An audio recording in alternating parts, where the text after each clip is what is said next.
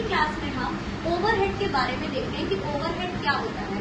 Cost accounting का बहुत ही important part है हमारा ओवरहेड। कई बार क्या होता है हम कंफ्यूज हो जाते हैं ओवरहेड में और एक्सपेंसेस में कि मतलब ये दोनों ना एक तरीके से आप देखेंगे तो सिनोनिम्स वर्ड यूज किए जाते हैं, but there is a difference between overhead and expenses. आज की क्लास में हम यही डिफरेंस को देखते हैं। सबसे पहले अगर हम बात करें कॉस्ट की, कॉस्ट मतलब क्या होता है? लागत, यानी किसी भी सामान को बनाने के लिए जो आपका पैसे लग रहे हैं उसको हम बोलते हैं कॉस्ट। अब ये कॉस्ट डिवाइड हो जाता है तीन चीजों में। आप लोगों ने पढ़ा होगा इकोनॉमिक्स में फैक्टर ऑफ प्रोडक्शन, ठीक है? तो फैक्टर ऑफ प्रोडक्शन मतलब कॉस्ट हो गया, ठीक? इसमें क्या क्या चीजें लगती है? फैक्टर ऑफ प्रोडक्शन में कौन कौन से ऐसे तत्व है जो किसी भी सामान को बनाने में लगते हैं? तो इसमें आपने पढ़ा था land, labour, capital and entrepreneurship, ठीक है? आप ध्यान दीजिएगा यहाँ पर कि जो एंटरप्रेन्योरशिप होता है ये आपका सर्विस होता है जो काम करने के लिए, जबकि लैंड, लेबर और कैपिटल इसके बदले में लैंड क्या है? वो जगह जहाँ पर जो मतलब रेंट दे रहे हो तो वो आपके कॉस्ट में कहीं ना कहीं इंक्लूड होगा ही। फैक्टर ऑफ प्रोडक्शन निकालने का मतलब क्या होता है? इसके बदले में जो दिया जाता है ना वो कोई भी प्रोडक्ट की कॉस्ट को डिटरमाइन करने के काम आता है, ठीक है? तो जब हम कॉस्ट निकाल रहे हैं, कॉस्ट निकालने में तीन चीजों का इंक्लूड किया है, मटेरियल, लेबर एंड एक्सपेंसेस। अब मटेरियल क्या है?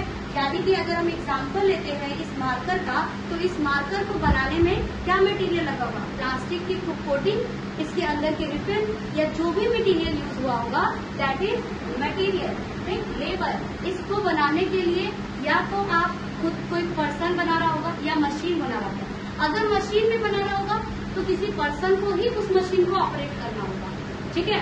तो वो लेबर चार्जेस भी तो इसमें इंक्लूड करेंगे। देन एक्सपेंसेस, सिर्फ cost of the material and labour cost ही नहीं बल्कि इसके अलावा भी इसके और खर्चे होते हैं, ठीक? अब वो खर्चे जो होंगे वो अलग से लिखे जाएंगे एक्सपेंसेस, ठीक? अब इन तीनों को भी दो टाइप में डिवाइड करेंगे। आप देखिए material, direct material, indirect material, ठीक है? Direct labour, indirect labour, labour. आपने यहाँ पर पढ़ा होगा प्रीवियस चैप्टर में जब हम लेबर कॉस्टिंग निकाल रहे थे तो रेम्यूनरेशन का मेथड निकाल रहे थे, तो उसमें थ्योरी में एक्सप्लेन किया है डायरेक्ट लेबर और इनडायरेक्ट लेबर क्या होता है। वैसे ही हमारा एक्सपेंसेस में डायरेक्ट एक्सपेंसेस और इनडायरेक्ट एक्सपेंसेस होता है। अब ये क्या होता है डायरेक्ट और इनडायरेक्ट? और यहाँ पर आप देखिए कि डायरेक्ट का मतलब होता है जो प्रत्यक्ष रूप से हो रहा है और इनडायरेक्ट जो अप्रत्यक्ष रूप से हो रहा है। यानी सपोज दैट कि ये मार्कर का जो मटेरियल है वो प्लास्टिक और रिफिल ये दिख रहा है, इसके अलावा जो चीज हमें नहीं दिख रहा है, विजिबल नहीं है, वो आपका इनडायरेक्ट मटेरियल कहलाएगा। जैसे कि सपोज दैट कि अगर इसका इंक बनाना है या शेप बनाना है तो इसका शेप देने के लिए ऐसा हम एक इंस्ट्रूमेंट या एक जो स्ट्रक्चर देने वाला ढांचा जिसे कहते हैं उसमें डालेंगे, वो इनडायरेक्ट मटेरियल हो गया। डायरेक्ट मटेरियल जो डायरेक्टली काम कर रहा है आपका, डायरेक्टली दिख रहा है, इनडायरेक्ट जो उसको बनाने में यूज किया जा रहा है। वैसे लेबर का डायरेक्ट लेबर जो डायरेक्टली इसको बना रहा है, इनडायरेक्ट लेबर में आपका सुपरवाइज करने वाला आ जाएगा, ठीक है? जो सुपरवाइज कर रहा है आपके काम को, वो पर्टिकुलरली तो नहीं बना रहा है इस प्रोडक्ट को, लेकिन इस प्रोडक्ट को बनाने में वो देख रहा है। मशीन खराब हो गई जिस मशीन से, उस मशीन को जो सही करने वाला है वो भी इनडायरेक्ट लेबर है, ठीक? ये दोनों चीज हो गया। एक्सपेंसेस में भी same, direct expenses, indirect expenses.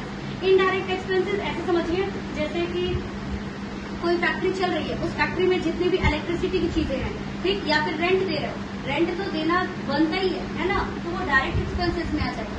Indirect expenses जैसे मान लीजिए कि अभी हम पढ़ रहे हैं तो हमारे यहाँ लाइट जो जल रही है, तो लाइट जो क्या है वो लाइट पढ़ाने में नहीं मतलब डायरेक्टली नहीं रोल प्ले करती है, लेकिन इनडायरेक्टली रोल प्ले कर रही है। कैसे? क्योंकि लाइट नहीं रहेगा तो हम पढ़ेंगे कैसे, है ना? दिखाई नहीं देगा हमें, तो इनडायरेक्टली वो मैन्युफैक्चरिंग में काम कर रहा है, ठीक? ये हो गया। अब यहाँ पर एक चीज देखिएगा आप लोग, यहाँ मैंने एक वर्ड लिखा है prime cost. What is the meaning of prime cost? Prime मतलब होता है एकदम प्रीमियम, एकदम मतलब मेन चीज, ठीक? तो जितने भी डायरेक्ट है, ये डायरेक्ट और ये डायरेक्ट, ये तीनों डायरेक्ट को मिला दीजिए तो बन जाता है आपका प्राइम कॉस्ट। अगर आपको एग्जाम में प्राइम कॉस्ट की डेफिनेशन नहीं याद होती है तो सिर्फ आप इतना भी लिख देंगे कि prime cost is the summation of direct labour, direct material and direct expenses, तो भी आपका सही हो जाएगा। यानी जितने भी खर्चे होते हैं उसका जो डायरेक्ट वाला खर्चा होता है उसको हम प्राइम कॉस्ट कहते हैं। और ओवरहेड क्या होता है? तो प्राइम कॉस्ट के ओवर जितनी चीजें लगाई जा रही है वो आपका ओवरहेड कहलाता है। अब इसमें क्या आता है? जितने भी इनडायरेक्ट है, ये और ये, जितने भी इनडायरेक्ट मटेरियल, इनडायरेक्ट लेबर और इनडायरेक्ट एक्सपेंसेस, ये सारे आपके आते हैं ओवरहेड में। और इस चैप्टर में हमको ओवरहेड का ही कैलकुलेशन करना है कि कैसे आपकी लेबर कॉस्टिंग कितनी है, कैसे आपका मटेरियल कॉस्टिंग कितनी है और क्या ओवरहेड चार्जेस है, उसके बारे में हम नेक्स्ट वीडियो में डिस्कस करेंगे। Hope you like this video. Please like, share and subscribe. Thank you.